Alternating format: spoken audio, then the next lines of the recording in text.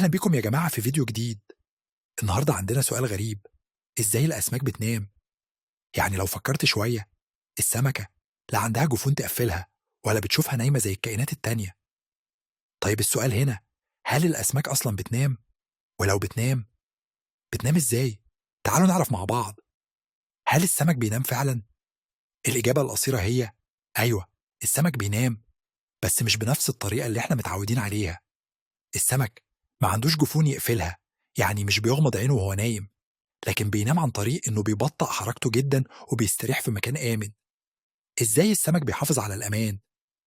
السمك بيختار أماكن معينة للنوم عشان يحمي نفسه من الأعداء، زي الشعاب المرجانية أو قاع البحر.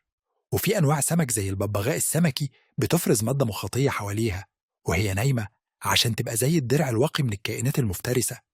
السمك بيحتاج ينام ليه؟ النوم بالنسبة للسمك مش زي الإنسان اللي بيحتاج يقطع نفسه تماما عن الحركة. النوم عند السمك هو مرحلة استرخاء عشان يوفر طاقته ويقدر يستمر في السباحة والأكل بعد كده.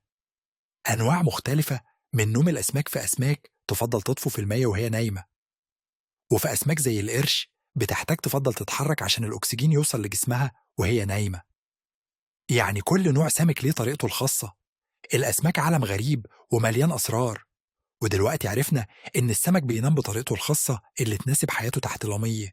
لو عجبتك الحلقة، ما تنساش تعمل لايك وتشترك في القناة علشان نجاوب على أسئلة غريبة وممتعة تانية. شوفكم في الفيديو الجاي. سلام.